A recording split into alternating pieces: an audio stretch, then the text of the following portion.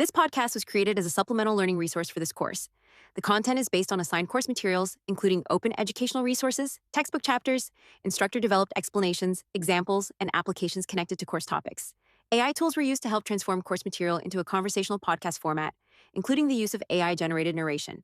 The AI narration is intended to make the material more engaging, accessible, and flexible for students. However, the podcast should not replace careful reading of assigned materials, reviewing course lectures, or completing course activities. Any interpretations, examples, or explanations included in the podcast are provided for educational purposes and are the responsibility of the instructor. Students should rely on the assigned readings, course lectures, and official course materials as the primary sources for exams, assignments, and class discussions. Imagine if I told you that your brain, like the very core of how you think, is actively hardwired to accept just absolute garbage logic. And completely reject flawless math, too. Yeah, like over 90% of the time. Mm-hmm. And, imagine I told you that your brain does this not because you're unintelligent or anything, but specifically to just protect your own ego. I mean, it honestly sounds like an insult, doesn't it? It totally does. Yeah. You'd probably think I was making this wildly exaggerated claim just to get your attention. Right, because we all really like to think of ourselves as these completely rational actors. Like, we see a problem, we weigh the evidence, we come to a logical conclusion. Exactly. But the truth is, when we actually interact with information in the real world, we are almost never evaluating the actual logic of the argument itself. We're evaluating how the conclusion makes us feel. Which just completely shatters this whole illusion we have about science and data, right? I mean, I have been obsessing over this quote by the statistician Sir Ronald Fisher. Oh, yeah, that's a classic. It genuinely fundamentally changed how I view the whole scientific method. So he said, to call in statisticians after the experiment is done may be no more than asking them to perform a post-mortem examination. Yeah. They may be able to say what the experiment died of. It's just such a brilliant, biting piece of commentary. I love it. Like, it's so savage. It really gets right to the core of the misconception most people hold. Because, we tend to think that the experiment is the majestic part, like the people in the white coats, the test tubes, the big surveys. The cinematic part of science. Exactly, the cinematic part. And we think the statistics are just, I don't know, the boring cleanup crew that comes in at the end with a broom and a calculator to sweep up the numbers. Yeah. But Fisher's pointing out that if the underlying mathematical structure is flawed from the start, your majestic experiment is already dead. I mean, you're just examining a corpse at that point. And that is exactly what we are attempting to unravel in this deep dive today. We are exploring the ultimate foundational question of all research, which is just, why statistics? Right. Why do we bother? Yeah. Why are scientists so relentlessly obsessed with data? And why is relying on our good old-fashioned common sense a genuinely catastrophic strategy for trying to understand the world around us? And it's a critical mission for us to tackle today because, I mean, if you think about it, we are currently living in a society that is absolutely drowning in data. Oh, totally. Everywhere you look. Right. But somehow we're completely starved for actual knowledge. So if you don't possess the tools to understand how data is gathered or, how it's measured and analyzed, you are entirely at the mercy of anyone who knows how to put misleading numbers into a nice, visually pleasing chart. And there are a lot of those people out there. Yeah. So, okay, let's start with that common sense problem, because when anyone takes like their very first science or psychology class, there's always this rebellious part of the brain that asks a very specific question. Why do we even need all these complex formulas? Exactly. Like, humans are smart. We're highly evolved creatures. If we want to know if a new teaching method works or if a medication is effective, why not just look at a situation, reason it out, and come to a logical conclusion? I mean, it is the most natural question in the world to ask, but the answer is just incredibly humbling. Because we just can't trust ourselves, can we? We really can't. Our biological architecture is just not designed for scientific reasoning. Like, our gut instincts evolved over hundreds of thousands of years out on the savannah. Right. They are optimized for making these lightning-fast decisions about survival, spotting predators, finding food, identifying your social threats. They are definitely not optimized for solving rigorous, multifaceted scientific problems that require us to impartially evaluate evidence. Right. Our brains are basically survival engines, not peer-reviewed journals.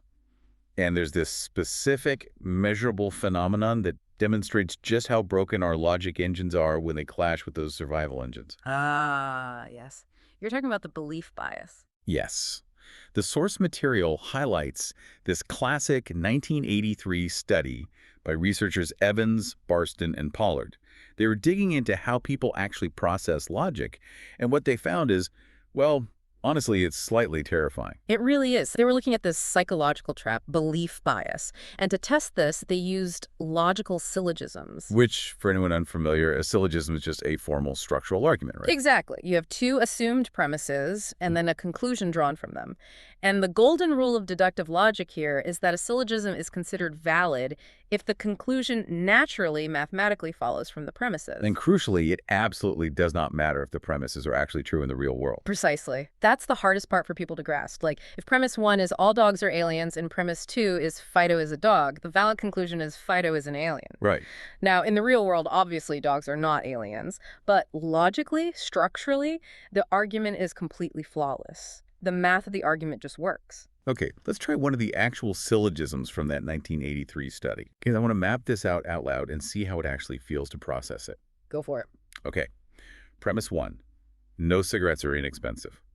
Premise 2, some addictive things are inexpensive. Conclusion, therefore, some addictive things are not cigarettes. Okay, so how does your brain respond to that conclusion?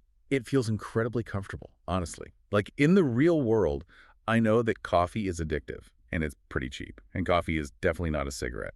So the conclusion that some addictive things are not cigarettes, it aligns perfectly with what I already know to be true. It feels safe. And because it feels safe, your brain just happily accepts the logic. I mean, in the study, when participants were handed a valid argument that happened to have a believable, comfortable conclusion, 92% of them correctly identified the logic as valid. So we all give ourselves a nice pat on the back for being rational geniuses. Exactly. But Evans and his team, they flipped the script to see what would happen if the logic remained flawless, but the conclusion became uncomfortable. Oh, this is the good part. Give me the flipped version. Let's see if my brain breaks. All right, here is a syllogism with the exact same structural validity as the first one. Premise 1, no addictive things are inexpensive. Premise 2, some cigarettes are inexpensive. Conclusion, therefore, some cigarettes are not addictive. Wow. Okay, yeah, my brain is immediately throwing up red flags like cigarettes are not addictive. That is obviously demonstrably false in the real world. Every single instinct I have is screaming at me to reject that statement. Right. But remember that golden rule of deductive logic we talked about. We're not asking if the conclusion is factually true in reality. We are only asking if it logically follows from the two hypothetical premises provided. Right. And mathematically, it absolutely does. The argument is perfectly sound. But when the researchers ran this through the participants, what do you think happened to their ability to recognize that flawless logic? It just absolutely cratered, didn't it? Big time. The recognition of the argument as logically valid dropped to 46%. That's less than a coin toss. Literally worse than random chance. Over half the people looking at a perfectly constructed mathematical argument said, no, this is invalid, simply because they didn't like that final sentence. The implications of that are just staggering to me. Like, it means that the exact moment evidence contradicts our pre-existing worldview, our cognitive processing power effectively just shuts down. We become literally incapable of evaluating the structure of an argument. And it actually gets much, much worse. Oh, great. How? Well, the researchers also tested what happens when the argument is logically invalid, meaning it's just structural garbage. The conclusion doesn't follow from the premises at all. Okay, let me guess. If the garbage logic results in a conclusion that people already agree with, they suddenly love the garbage logic. 92% of the time. You're kidding. Nope. If the conclusion was believable, 92% of the participants endorsed a completely broken, logically invalid argument. They just accepted pure nonsense because it validated their worldview. Man, if you are listening to this right now, I really want you to think about how this applies to your daily life. Like every single time you scroll through your news feed or watch a political debate or read a pop science article that just confirms what you already believe. Your brain is actively sabotaging your critical thinking. Yes. You are overwhelmingly likely to accept terrible, deeply flawed arguments just because they give you the warm fuzzies of being right. And this right here is the ultimate answer to why statistics. Because if we rely on our gut, we are incredibly vulnerable to belief bias. We will hallucinate patterns that aren't there just because we want them to be. And we will reject bulletproof evidence just because it causes cognitive dissonance. Statistics is basically the artificial immune system we have built to protect us from our own biology. That's a perfect way to put it. I view it like a piece of visionary technology.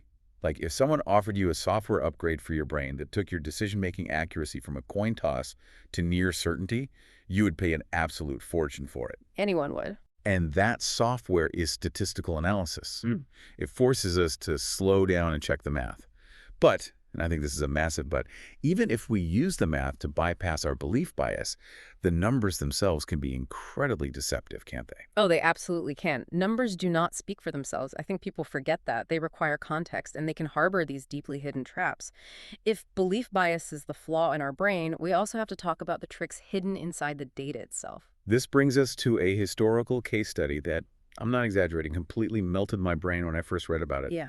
We have to travel back to 1973 to the University of California, Berkeley. Yes. It is the seminal cautionary tale in data analysis, and the setup is quite dramatic, honestly. It really is.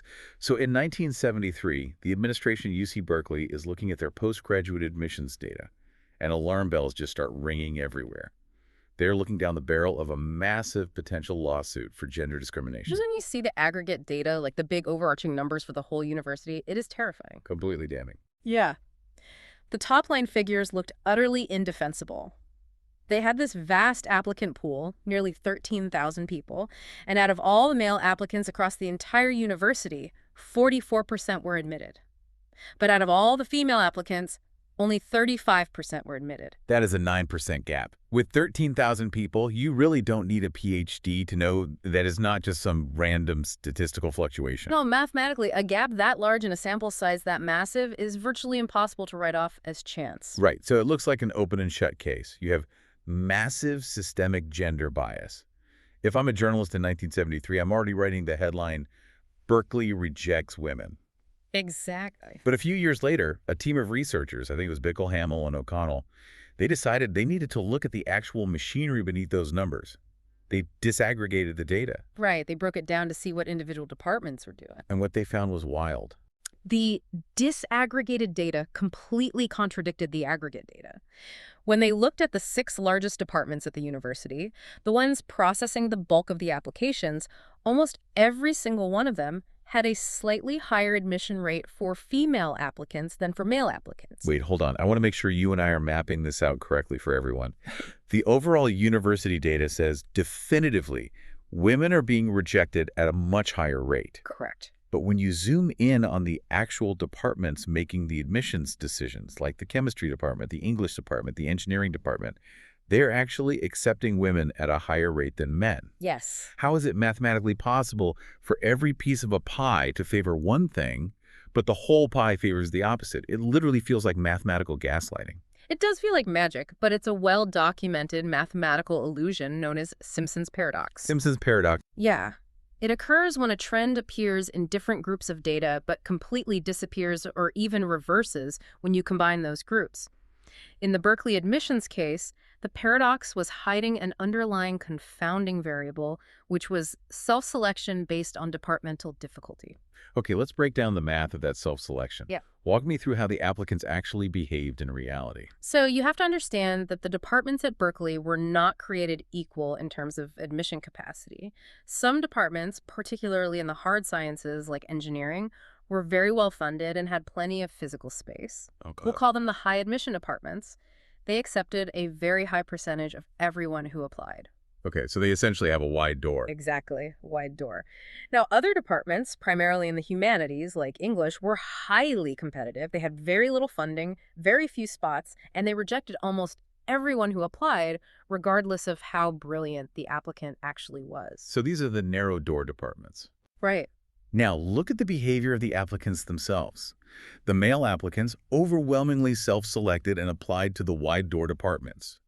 The female applicants overwhelmingly self-selected and applied to the narrow door departments. Oh, I see it now. Because thousands of women were applying to departments that rejected 90% of all applicants, their overall success rate plummeted. Oh, yes. It wasn't that the English department was actively discriminating against women. The English department was rejecting everyone, but because mostly women were knocking on that specific door, mostly women were getting the rejection letters. And precisely. Let's just invent some simple numbers to make it really tangible. Imagine 100 men apply to engineering, which accepts 50% of people. 50 men get in. Got it. Now imagine 100 women apply to English, which accepts 10% of people. 10 women get in. The engineering department didn't discriminate, and the English department didn't discriminate. But when you aggregate the university data, it looks like out of 200 total applicants, men had a 50% success rate, and women had a 10% success rate. That is wild. The aggregate data creates the illusion of systemic bias at the administrative level when there actually isn't any at the department level. Exactly. I understand the math now, but honestly, I am not ready to just let the university off the hook yet, because the paradox proves that the individual admissions officers aren't sitting in a room maliciously rejecting women. So legally, they might be in the clear. Legally, yes. But sociologically, why are the genders self-selecting this way?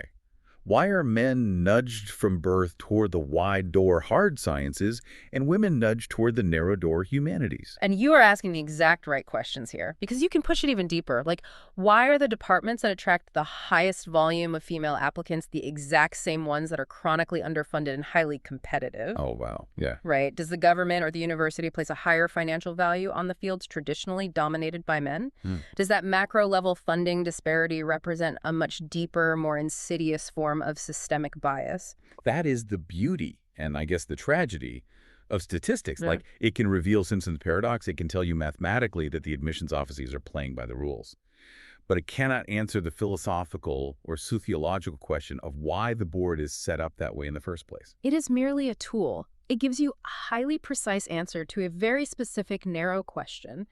It is up to human intelligence to figure out if we are even asking the right questions to begin with. Which is a huge responsibility. Huge. And that brings us to an even more fundamental hurdle. Because before we can even do the math, before we can analyze the data and look for paradoxes, we actually have to gather it. And gathering data on human beings might be the single most infuriating task in all of science. The physics of people. Yes. There is this joke among physicists that goes, if your experiment needs statistics, you should have done a better experiment. Which is just dripping with arrogance. It is deeply arrogant. Yeah. But, you can kind of understand why they feel that way. Physicists have it incredibly easy compared to psychologists or sociologists. Because an electron doesn't have a bad day. Exactly. An electron doesn't get bored halfway through a particle accelerator run and just decide to stop spinning. It doesn't realize it's being watched by a scientist and suddenly change its behavior to try and look like a good electron. Physicists study universal constants. Social scientists study gloriously messy, deeply subjective, infuriatingly unpredictable human beings. And the greatest challenge there is translation. Translation. Yeah, how do you take a massive subjective human experience like happiness or aggression or intelligence and translate it into a single number on a spreadsheet? The text introduces the concept of operationalization for this.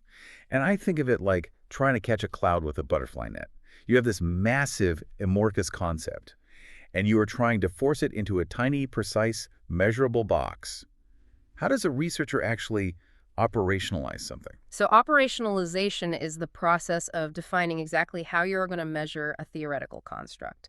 It's moving from the abstract to the empirical. Let's take something that seems completely universally understood, age. How would you operationalize the age of a participant in a study?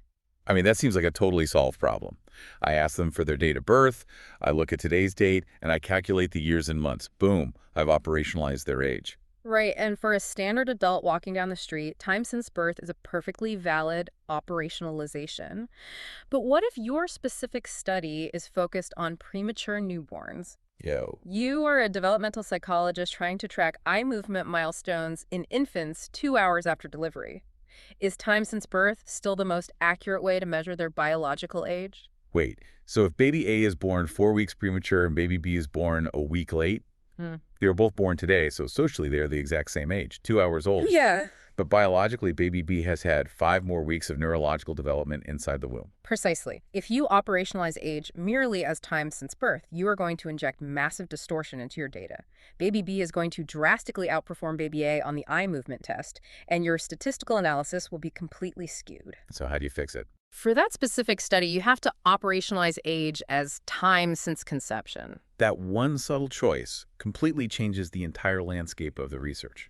And you can see how this becomes an absolute minefield when you deal with more complex issues. Like, how do you operationalize gender in a medical study? That's a huge one. Are you measuring chromosomal makeup, which might be vital for certain genetic drug interactions?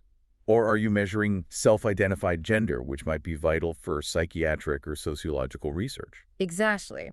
If you choose the wrong operationalization for your specific research question, your entire study is fatally flawed before you even turn on your calculator. And look, this is not just an abstract academic problem. This directly impacts how we as the public consume media. Because the media usually strips all that context away. Totally. The source material references an analysis of news articles on the ABC News website. Out of 20 random articles analyzed, 8 involved some kind of statistical claim, and out of those 8, 6 contain major statistical errors or omissions. What kind of errors are we talking about, like bad math? A very common one is the failure to report baseline data, which ties back to operationalization. A headline will scream, "People who drink this new energy drink have a 5% chance of developing heart palpitations." Which sounds terrifying. Right, but they fail to report how the baseline population was operationalized and measured. They don't mention that 5% of the general population has heart palpitations anyway. So the drink literally did nothing. Exactly. Knowing how to look for operationalization and baseline data is basically a survival skill for navigating modern clickbait. Okay, so let's say a researcher has done their homework. They have successfully operationalized their concept. They know exactly what they're looking for. Now they need a tool to actually measure it. They need a ruler. Right. But in statistics, there isn't just one ruler. There are 4 distinct types, which are called scales of measurement. And knowing which scale you are dealing with is paramount, because it dictates exactly what kind of mathematics you are legally allowed to perform on your data. Mathematically, legally, of course. Right, right. If you use the wrong math on the wrong scale, you just output pure gibberish. So the most basic fundamental ruler is the nominal scale. And nominal just means name, right? So this is also called categorical data. Right. It is just putting things into distinct buckets, like asking people how they commute to work. You've Right. got train, bus, car, bicycle. Exactly. The key characteristic of a nominal scale is that there's absolutely no inherent mathematical order to the categories. Like, a car is not mathematically greater than or higher than a train. They are just fundamentally different things. Which means doing complex math on them is absurd. You can count them, right? Like you can say 60 people take the car and 20 take the bus. You can find the mode, the most popular option. Yes, frequencies work. But you cannot average them. If you assign car as 1, bus is 2, and train is 3, and try to find the mean, you might get 2.4, well, it's 2.4 commute, a bus-train hybrid. It's meaningless. It is entirely meaningless. Which brings us to the second ruler, the ordinal scale. This is where things do have a natural, meaningful, logical order. But, and this is the crucial limitation, the distance between the rankings is unknown or unequal. Like a horse race. You have the horse that finishes first, the horse that finishes second, and the horse that finishes third. Exactly. You know definitively that the first place horse was faster than the second place horse. The order clearly matters, but the ordinal scale does not tell you the magnitude of the difference. Right. First and second place might have been separated by a nose, just a fraction of a millisecond.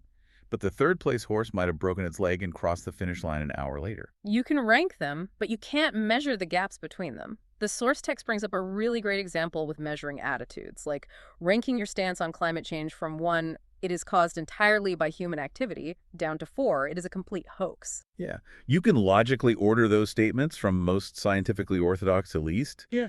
But what is the mathematical distance between believing humans cause it and believing it's just natural cycles? You can't quantify that distance. No, you can't. Therefore, you cannot calculate a mean average of ordinal data. If you average the climate survey responses and get a score of 2.7, that number does not correspond to any real human belief. But we want to do real math. We always want averages and standard deviations. So we need a third ruler, the interval scale. Now we are entering the realm of continuous measurement. On an interval scale, the differences between the numbers are exact, they're consistent, and they're meaningful. The classic example is measuring temperature in Celsius or Fahrenheit. Okay. The physical difference in heat energy between 10 degrees and 20 degrees is exactly the same amount of heat energy as the difference between 40 degrees and 50 degrees. So the intervals are perfectly equal. But there's a catch with this one, isn't there? It lacks something fundamental. It lacks a true, meaningful 0 point. 0 degrees Celsius does not mean the absolute absence of heat. It is just an arbitrary line drawn on a thermometer based on the freezing point of water. Heat energy still exists at 0 degrees, and it exists at -20 degrees. And because there is no true zero, you cannot use multiplication or division. You can't say that 20 degrees is twice as hot as 10 degrees.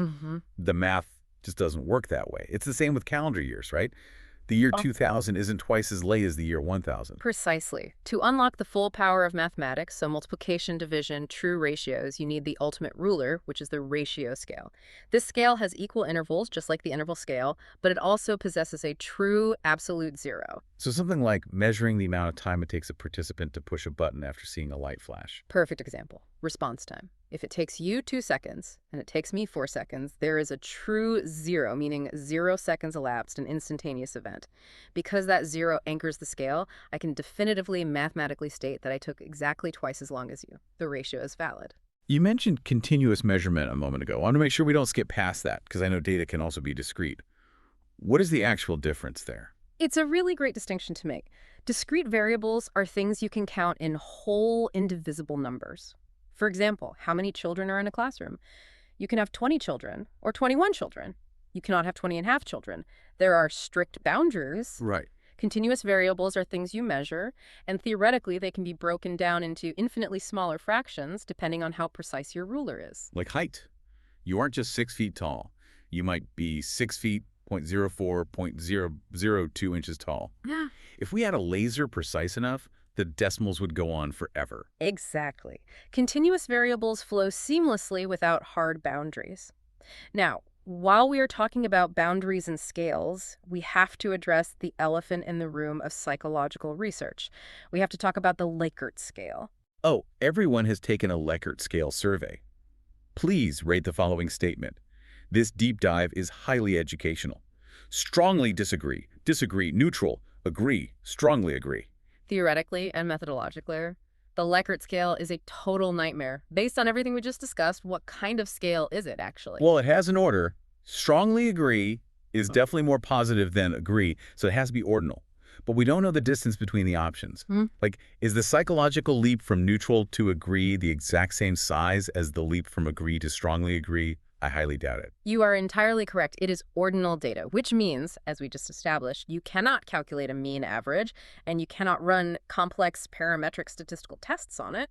But what do you think researchers actually do in the real world? I'm guessing they just assign numbers 1 through 5, average them out, and pretend it's an interval scale. They absolutely do. We even have a polite name for it so we feel better. We call it a quasi-interval scale. Yeah. In practical reality, participants tend to treat the visual spacing of the 1 to 5 options as if they're relatively equal steps. By making the pragmatic compromise to treat it as an interval scale, researchers unlock massive statistical power. It allows them to use tools that are far more sensitive to detecting patterns. So it is mathematically illegal, but scientifically necessary. You just have to be aware of the compromise you are making. I love that even the strict math nerds have to bend the rules when they deal with human psychology. Okay, so we've established our variables, we defined our categories, we've picked our nominal, ordinal, interval, or ratio rulers, but we still have a massive problem. How do we know if our chosen ruler is actually any good? This is the bedrock of methodology right here. You were talking about reliability and validity. Which aren't the same thing. Not at all. These are two terms that people use interchangeably in casual conversation, but in research they mean completely different things. Reliability is exclusively about consistency. It's about precision and repeatability. If I take the same measurement under the exact same conditions multiple times, do I get the exact same result? My favorite analogy for this is the bathroom scale. Let's say I want to weigh myself, but before I step on the scale, I pick up a heavy 10-pound sack of potatoes. I step on, the scale reads 160 pounds. I step off, I step back on. It reads 160 pounds. I can do this 50 times in a row, and it gives me exactly 160 pounds every single time. That scale has phenomenal reliability. The mechanism is flawless. It is completely consistent. But it is completely invalid. Yeah. Because validity is about accuracy. Validity asks, are you actually measuring the true concept you claim to be measuring? I claim to be measuring my body weight, but I'm holding a sack of potatoes. The number is consistently wrong. It is reliable, but invalid. And, it can operate in the reverse direction as well. Imagine you want to measure a highly complex abstract concept, like your own general intelligence. You decide your measuring instrument is going to be asking your mother. Oh, this is going to be terribly unreliable. Exactly. On Monday, you help her fix her computer, and she says you are an absolute genius. On Tuesday, you accidentally back your car into her mailbox, and she says you are a complete moron. On Wednesday, she says you're average. Her measurements are wildly unreliable. They fluctuate based on mood, context, and recent events. Over the course of 30 years, if you averaged out every single one of her wildly fluctuating assessments, she might actually have a perfectly accurate understanding of my true baseline intelligence. Right. Her assessment might actually be valid, even though day-to-day it is completely unreliable. Now, in actual scientific research, we can't just trust the process and hope it averages out over 30 years. We have to rigorously test for both. To ensure reliability, researchers use specific techniques. There is test-retest reliability, which is essentially giving a participant a survey on Monday and giving them the exact same survey on Friday to see if their answers randomly fluctuate. What if you are relying on human observation, like watching children on a playground to measure aggressive behavior? Then you need inter-rater reliability. You have two independent psychologists watch the exact same playground for an hour and score the aggression. If researcher A counts 40 aggressive acts and researcher B counts only 12, your measurement tool, their observation criteria, is totally unreliable. They aren't defining aggression the same way. That makes sense. And finally, there is internal consistency. If you have a 20-question survey designed to measure anxiety, all 20 questions should point in the same general direction. If a participant scores high on 19 questions but bombs the 20th, that specific question is likely poorly written and unreliable. Statisticians use something called Cronbach's alpha to measure that internal consistency, right? Yeah. It essentially checks if all the items on a test are actually hanging together and measuring the same underlying thing. Precisely. If your tools are not reliable, if they are fluctuating wildly, it becomes statistically impossible to prove they are valid. You cannot accurately measure the truth with a ruler made of rubber. Okay, I am tracking with you. We have our operationalized variables, our rigid rulers, and we verified they are reliable and valid. Now we reach the main event. We have to design the actual hunt for the truth. We have to set up the architecture of the study. And to do that, we need to update our vocabulary a little bit. Anyone who took high school biology remembers the terms independent variable and dependent variable. The independent variable is the thing the scientist manipulates, and the dependent variable is the outcome they measure. Right. If I am testing fertilizer on a plant, the amount of fertilizer is the independent variable. The height of the plant is a dependent variable because the height depends on the fertilizer. It is a neat conceptual framework for high school, but modern statisticians often push back against those terms. In the incredibly complex, interconnected world of human research, almost no variable is truly independent of everything else. The environment is just too noisy. So we prefer the terms predictor variable and outcome variable. That feels much more honest. We're using the predictor variable to try and make an educated guess about the outcome variable. Or if you are running a strictly controlled lab study, you might use the terms manipulation and measurement. But however you name them, you ultimately have two paths you can walk down to find the truth: experimental research and non-experimental research. And the entire difference between the two boils down to one single word: Control. control. Experimental research is the absolute gold standard for proving cause and effect, isn't it? It is the only way to definitively prove causality. In a true experimental design, the researcher exercises godlike control over the environment. They artificially manipulate the predictor variable, but the real secret weapon of the experiment is randomization. Random assignment. Taking your pool of participants and randomly sorting them into the treatment group or the control group. Yes. And why is that step so vital? Because human beings are infinitely diverse. They have different genetics, different diets, different stress levels, different sleeping habits. If you randomly assign a large enough group of people, the laws of probability dictate that all those infinite differences will evenly distribute between the two groups. The noise cancels itself out. The noise cancels itself out. So if the treatment group has a vastly different outcome than the control group, you can say with near absolute certainty, my manipulation caused this. But the tragedy of studying humans is that we often just cannot use true experimental design. Let's look at the classic foundational example from the source material, trying to prove that smoking cigarettes causes lung cancer. If we wanted to prove that definitively with a flawless experimental design, what would we actually have to do? It would be a moral atrocity. We would have to recruit 1,000 random, healthy teenagers. We would lock them in a controlled facility for 50 years. We would randomly assign 500 of them to a treatment group and force them to smoke 2 packs of cigarettes every single day. Awful. And we would take the other 500, put them in a control group, and absolutely forbid them from ever touching tobacco. After 50 years, we count the tumors. Which is grossly unethical, illegal, and monstrous.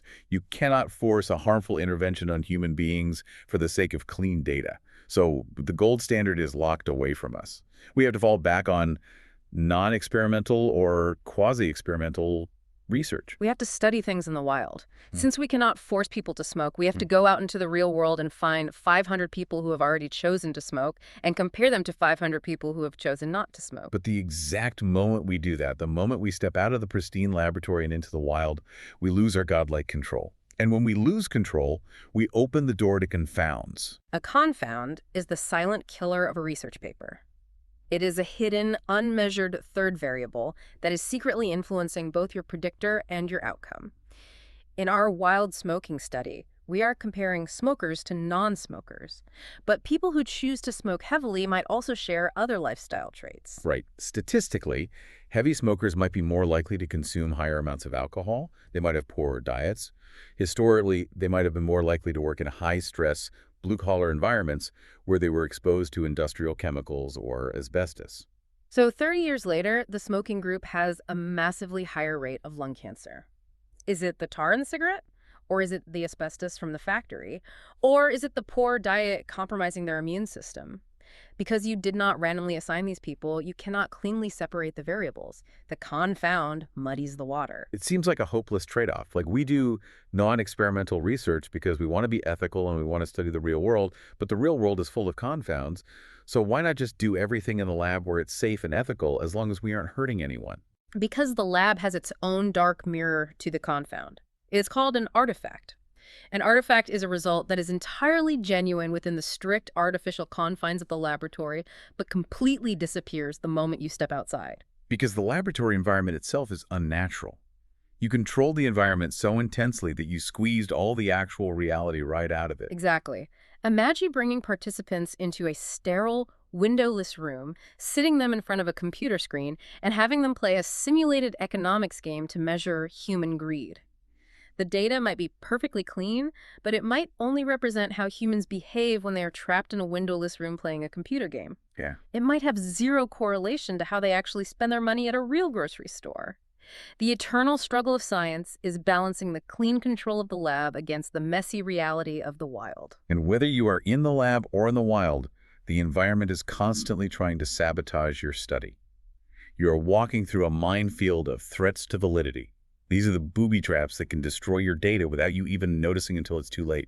We really need to walk through some of these specific threats because they highlight just how fragile data really is. Let's start with history effects. This is when an actual real-world historical event occurs during the time frame of your study and secretly, fundamentally alters the baseline psychology of your participants. The source material has a brilliant example of this. Imagine you are a researcher in Australia, and you decide to run a massive psychological survey measuring how the general public perceives risk, disaster, and uncertainty. You launch your survey and start collecting your baseline data in December of 2010.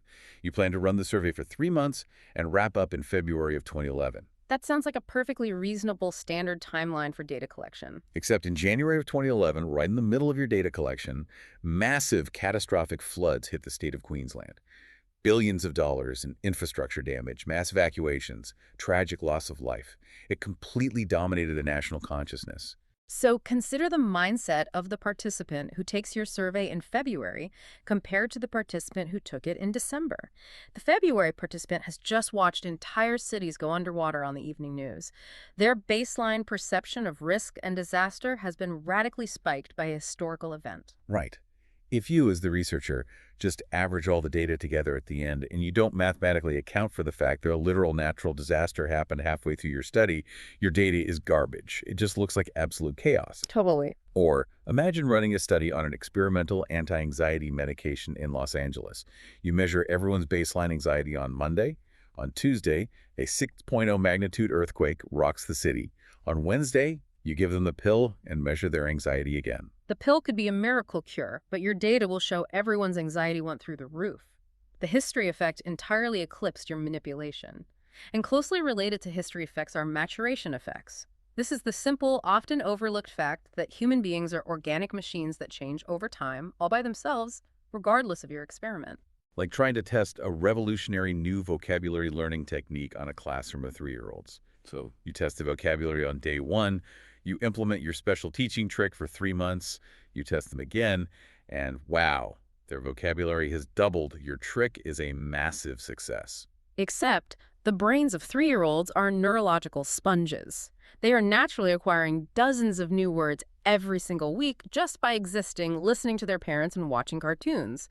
If you do not have a control group of 3-year-olds who didn't get your teaching trick, you have no idea if your trick worked. You might just be measuring the natural biological maturation of the human brain. It even happens on a micro scale, right? Imagine testing undergraduate students in a grueling 3-hour cognitive puzzle lab experiment. In the first hour, they score great. By the 3rd hour, their scores plummet. Did the puzzles get harder? No, students just underwent short-term maturation. They got hungry, exhausted, and incredibly bored. You're measuring their fatigue, not their puzzle-solving ability. Which leads perfectly into perhaps the most insidious threat to validity: differential attrition. Attrition simply means participants dropping out of your study before it is finished. And when they drop out, they rarely do it randomly. The example in the text for this is just darkly hilarious. It's the insulting people study. It perfectly illustrates what researchers call heterogeneous attrition. Walk us through the setup of this hypothetical disaster. Imagine a researcher wants to investigate the relationship between emotional abuse and compliance. They want to know if insulting someone makes them more obedient. So they bring participants into a room. For the treatment group, the researcher immediately gets in the participant's face, aggressively insults their intelligence, calls them worthless, and then hands them a boring, tedious questionnaire to fill out. Okay. In the control group, the researcher makes polite small talk, smiles, and hands them the exact same questionnaire. Now pause and think about the reality of human behavior. If a strange researcher insults you to your face, how are you going to react? If you have any self-respect, if you are an assertive, rebellious, or strong-willed person, you're going to say, absolutely not, screw you, and you are going to walk out the door. You quit the study, you become attrition. Exactly. The rebellious, non-compliant people actively remove themselves from the treatment group. So who is actually left sitting in the chair to fill out the questionnaire? Only the most submissive, conflict-averse, overly compliant people. They're literally the only ones left in the sample. So at the end of the day, the researcher looks at the data. They see that the treatment group, the insulted group, filled out the questionnaire flawlessly, while the control group complained and half-assed it. The researcher concludes, wow, insulting people makes them highly obedient. But the insult didn't make them obedient. The insult just drove all the disobedient people out of the data set. The researcher is looking at a highly filtered, deeply biased remnant of the original population. The internal validity is completely destroyed. It is a phenomenal example of how the data can mathematically lie to you if you don't understand the human mechanics generating the numbers. But there is another illusion, one that doesn't involve people quitting or history intervening.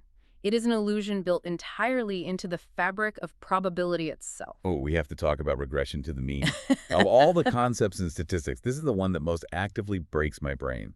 But it explains so much of how the world actually works. Regression to the mean is a mathematical inevitability.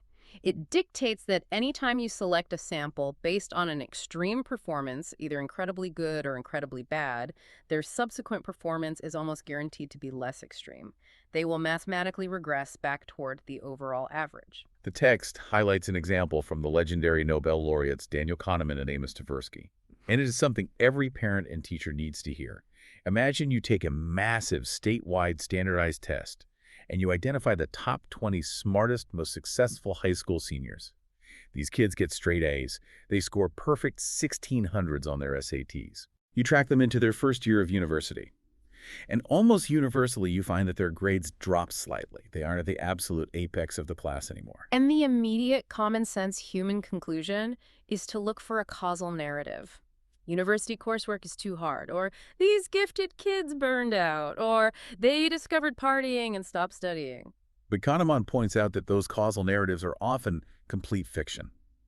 To understand why their grades dropped, You have to break down what it actually requires to be in the absolute top 20 out of 100,000 students. To achieve that level of extreme positive performance, you need a combination of highly stable factors and highly unstable factors. The stable factors are high innate intelligence and an incredible work ethic. But that isn't enough to be number one. To be the absolute best, you also need the unstable factor, which is extraordinary luck. Right. You need the exact specific questions you studied the night before to be the ones that appear on the exam. You need to not have a headache that morning. You need to blindly guess C on a question you didn't know and happen to be right.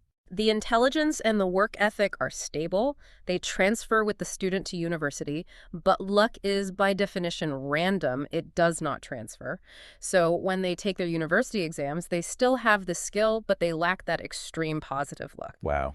Therefore, mathematically, their score naturally drops back down toward their baseline average. They regress to the mean. It has absolutely nothing to do with burning out. Kahneman applied this exact mathematical reality to military flight instructors, and it completely dismantled their entire philosophy of teaching. The military instructors had noticed a pattern. If a cadet executed a brilliant, flawless aerial maneuver, and the instructor keyed the microphone and praised them, "Great job, cadet," the cadet almost always performed slightly worse on the very next maneuver. And conversely, if the cadet executed a terrible, dangerous maneuver and the instructor screamed at them through the headset, "You're going to get us killed, you idiot," the cadet almost always performed significantly better on the next maneuver. So the flight instructors, using their human common sense, derived a causal rule. Positive reinforcement makes cadets lazy and complacent. Screaming at people and abusing them makes them sharper and better. They built their entire management style around it. And it was an absolute statistical illusion. A brilliant maneuver is an extreme positive outlier. By the laws of probability, the very next maneuver will naturally be closer to average, meaning it will be worse, regardless of whether the instructor praises them or stays silent. And a terrible near-crash maneuver is an extreme negative outlier. The cadet's next maneuver will naturally regress to the mean, meaning it will be better, regardless of whether the instructor screams at them or not. The screaming achieved literally nothing. The praise achieved literally nothing. The statistics were just doing what statistics do. It is deeply unsettling to think about how much of our society, our management styles in the corporate world, our parenting techniques, our educational policies are based on the illusion of regression to the mean. We are so desperate as a species to find cause and effect that we invent narratives to explain mathematical probability. We are pattern-seeking machines, and when we can't find a pattern, we hallucinate one. Which brings us perfectly to the final, most complex boss of scientific research. The greatest threat to finding the objective truth isn't the environment, and it isn't the math. It is the humans. Both the humans participating in the study and the humans running it. The psychology of human research is like an infinitely recursive mirror maze. It is layers of bias built upon layers of bias. We have to start with experimenter bias. This is the phenomenon where the researcher, often completely unconsciously and with the best of intentions, subtly communicates the correct answer or expected behavior to the participant. And the most legendary, undeniable example of this doesn't even involve a human participant. It involves a horse. Ah, yes. The story of Clever Hans. It is a cornerstone of psychological history, taking place in Germany around 1907. Clever Hans was a horse that belonged to a mathematics teacher named Wilhelm von Osten. And this horse was supposedly a mathematical genius. If you stood in front of Hans and asked, "What is 5 plus 3?"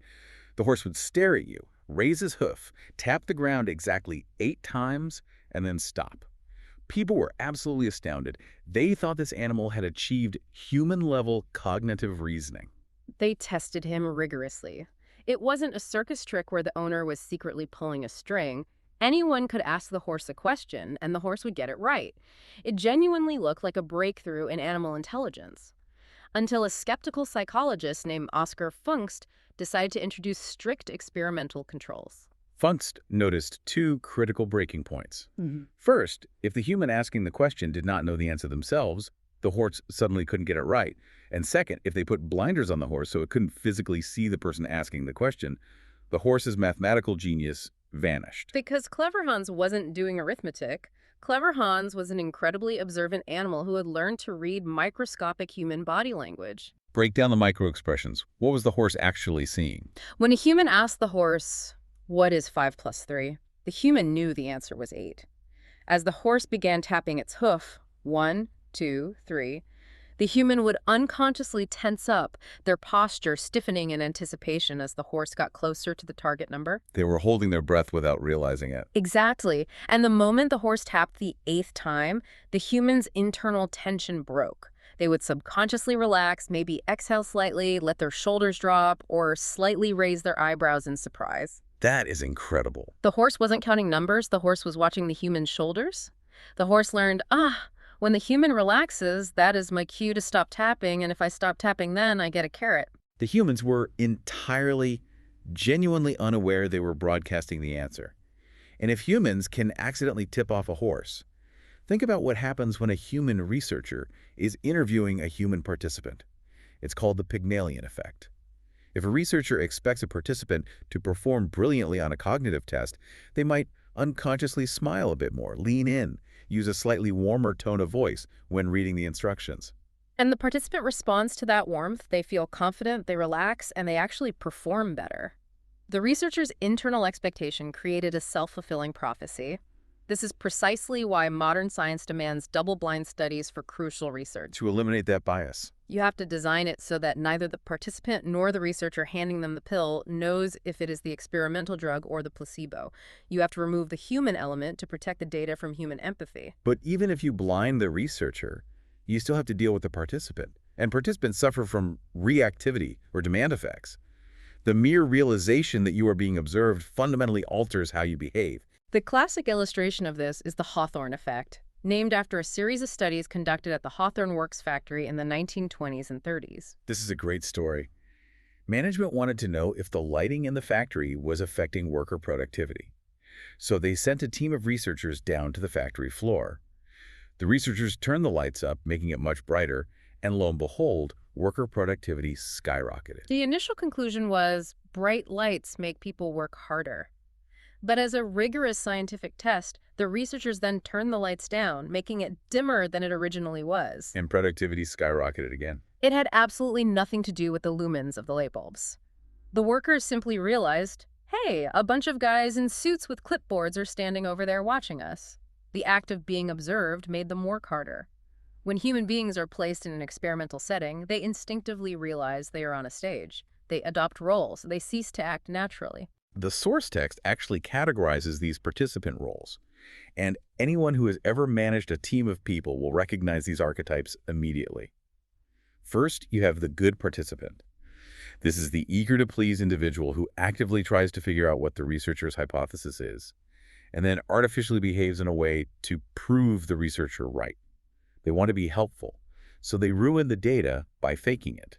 Conversely, you have the negative participant. This is the contrarian. They figure out the hypothesis and actively, maliciously try to sabotage it just to prove the researcher wrong. Then you have the faithful participant. This person is almost unnaturally, rigidly obedient. They follow the instructions so literally and robotically that they behave in a way they never ever would in their actual daily life. And finally, the apprehensive participant. This is the person who is terrified of being judged. If you ask them a survey question about their drinking habits or their prejudices, they will lie through their teeth to give the socially desirable, morally acceptable answer, completely burying their true feelings. And we haven't even touched the placebo effect, where a participant's mere belief that they are receiving a medical treatment actually triggers their brain to release endorphins or alter their immune response, physically curing them with the sugar pill. Trying to extract objective truth from a human brain is like trying to nail jelly to a wall. It's exhausting. But as difficult as that is, we have to talk about the darkest aspect of human research. What happens when the failure isn't an accident? What happens when the researcher is actively corrupting the process? It is an uncomfortable but necessary conversation. We like to romanticize scientists as noble, monastic seekers of absolute truth. But scientists have mortgages, they have egos, they need tenure, and they need grant money. Upton Sinclair famously said, "It is difficult to get a man to understand something when his salary depends on his not understanding it." We have to acknowledge outright fraud and data fabrication. It is rare, but when it happens, it causes seismic damage. The text points to Andrew Wakefield, who famously, maliciously fabricated data linking vaccines to autism. That single fraudulent paper caused decades of catastrophic public health damage that we are still fighting today. You have Huang Wusuk, who falsified groundbreaking stem cell data. You have Cyril Burt, faking data on the heritability of intelligence. Outright fabrication is a profound betrayal of the scientific method. But because science relies on replication, blatant villainy like Wakefield's is usually eventually caught. The far greater, far more pervasive danger to modern science is the subtle deception, the gray areas, specifically the practice of data mining or p-hacking. Explain data mining, because I think a lot of people assume that running more math on your data is always a good thing. To understand why it's dangerous, you have to understand the sheer power of modern statistical software. 50 years ago, running a complex statistical analysis took days of manual calculation. Today, you can dump your data into a program like SPSS or R, click a button, and the software will run hundreds of different complex mathematical comparisons in 3 seconds. Which sounds incredibly efficient. It is, but it introduces a fatal probabilistic flaw. In statistics, we typically use a 5% threshold for significance, meaning we accept a 1 in 20 chance that our result is just a random fluke of the universe. Now, if you use a computer to run 100 different random comparisons on a meaningless data set, by the sheer laws of probability, 5 of those comparisons are going to look statistically significant purely by random chance. You torture the data long enough and it will confess to anything. Exactly. Data mining itself isn't inherently evil if you were just openly exploring a dataset to look for ideas. But what is highly unethical and terrifyingly common is unacknowledged data mining. A researcher runs 50 different tests, finds one random fluke correlation that crosses the mathematical threshold, and then writes a paper pretending that this fluke was their core hypothesis all along. Oh, that's bad. They hide the 49 failed tests. It creates an illusion of brilliant scientific foresight, but it is actually just capitalizing on random noise. And even if the individual researcher is completely honest, even if they never p-hack and never log...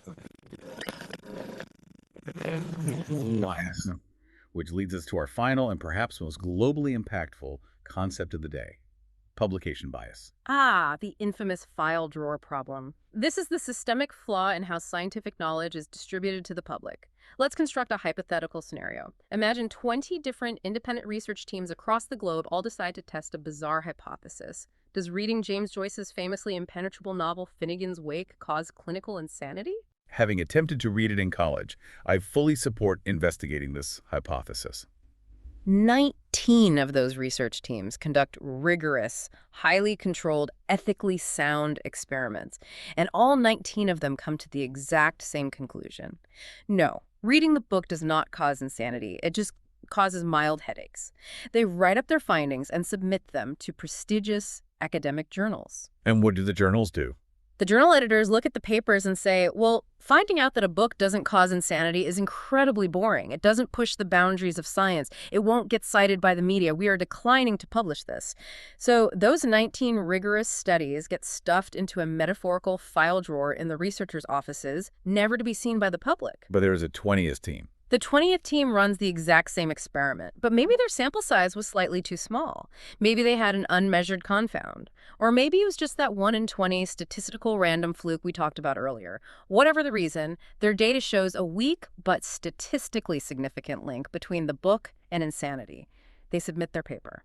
And the journal editors light up. Groundbreaking discovery! Literature causes psychosis. They publish it on the front page. The media picks it up. Now, imagine you are a naive reader, a policymaker, or a journalist. You search the scientific literature for the link between Joyce and insanity. You find exactly one published paper, and it says the link is real. Because you cannot see the 19 invisible papers trapped in the file drawers, you assume there is a 100% scientific consensus that the book is dangerous. That is utterly terrifying. The public perception of science is entirely skewed by the publishing industry's demand for novelty. John Ioannidis, a professor at Stanford, wrote a legendary, highly controversial paper in 2005 titled "Why Most Published Research Findings Are False." And he argued exactly this point. Between data mining, small sample sizes, and intense publication bias, the medical and psychological literature is flooded with false positives. Wow. Okay, we have covered an immense landscape today. We have essentially dismantled the entire pipeline of human knowledge creation. It has been quite the journey through the muddy waters of diagnostic science. We started by looking inward, at the biological flaws in our own reasoning. We saw how belief bias actively forces us to accept garbage logic just because it validates our worldview. We recognized the need for a mathematical immune system. But then we saw how the math itself can hide illusions, like Simpson's paradox, showing us how aggregated data can completely invert the truth of localized decisions. We explored the maddening physics of people, the necessity of operationalizing abstract human thoughts, and the rigid, unforgiving rules of nominal, ordinal, interval, and ratio scales. We looked at the agonizing trade-offs researchers make when designing the hunt for truth. The choice between trading the chaotic confounds of the wild for the sterile artifacts of the laboratory. We navigated the minefield of history effects, maturation, and that deeply humbling illusion of regression to the mean. Definitely humbling. And finally, we confronted the psychological traps of humans studying humans, the micro-expressions of clever Hans, the theatrical performances of the Hawthorne effect, and the systemic deceptions of p-hacking and publication bias. It is a lot to take in. But ultimately, understanding statistics isn't just about memorizing math formulas. It is a profound, necessary exercise in humility. It forces us to admit that we do not know everything, that our intuition is deeply structurally flawed, and that uncovering the objective truth requires rigid, unforgiving safeguards. The goal today wasn't to make you cynical about science. The goal was to arm you. You now possess the lens to look at the world differently. The next time you see a sensationalized news headline, a politician quoting a statistic, or a new miracle diet study, you don't just have to take it as gospel. You can pause and ask the difficult questions. How do they operationalize that concept? Was there a hidden confound they ignored? Did they lose half their participants to attrition and fail to mention it? Yeah. Are they just capturing a natural regression to the mean? You are building a bulletproof BS detector for the 21st century. But as we wrap up this deep dive, I want to leave you with one final, lingering thought to chew on. Think back to that file drawer problem and the reality of allocation bias. The 19 invisible studies. Exactly. If the academic machine and the news media primarily reward and publish the exciting, the surprising, and the terrifying results, what incredibly boring but absolutely vital truths about human health, psychology, or society are currently sitting in a researcher's desk drawer? What life-saving nuance is being ignored simply because it wasn't surprising enough to make the evening news? The ultimate postmortem. We aren't just examining what the flawed experiment died of. We might be mourning the truth that never got the chance to live in the first place.